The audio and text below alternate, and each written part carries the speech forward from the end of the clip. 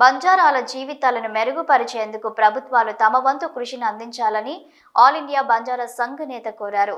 రాజకీయంగా, సామాజికంగా, ఆర్థికంగా వెనుకబడిన గిరిజనులను అభివృద్ధి పరిచేందుకు నిర్దిష్ట ప్రణాళికలు రూపొందించాలని కోరారు. సంత్ సేవాలాల్ మహారాజ్ జయంతిని ప్రభుత్వాలు అధికారికంగా నిర్వహించాలని కోరారు. 15 ఫిబ్రవరి సంత్ సేవాలాల్ మహారాజ్ జయంతిని అధికారికంగా నిర్వహించాలని కోరారు. 1500 మంది ఆచరించే బంజారా భాషను అధికారికంగా గుర్తించాలని కోరారు.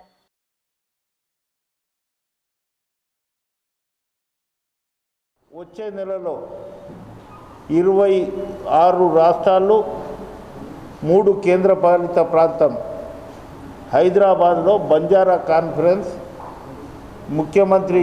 తెలంగాణ ముఖ్యమంత్రి రేవంత్ రెడ్డి గారి సమక్షంలో ఒక కాన్ఫరెన్స్ జరుగుతుంది.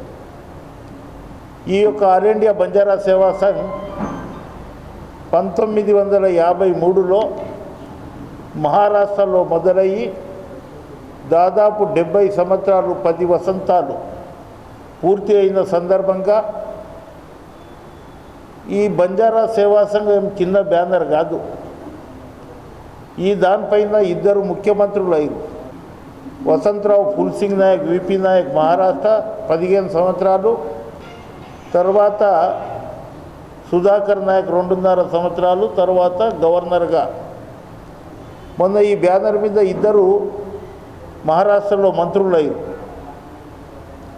ఈ బ్యానర్ మీద కర్ణాటకలో పిసిసి ప్రెసిడెంట్ అయ్యి జనరల్ సీట్లో కేటీ రాఠోడ్ సోషల్ వెల్ఫేర్ మంత్రి అయిండు. ఈ దాని చరిత్ర ఇది ఉంది. తెలంగాణలో ఉమ్మడి రాష్ట్రం ఉన్నప్పుడు చాలా బ్రహ్మాండంగా ఉండే. ఇప్పుడు తెలంగాణ రాష్ట్రం ఏర్పడ్డ తర్వాత 2 శాఖలు అయినాయి. ఒకటి ఆంధ్ర, ఒకటి తెలంగాణ.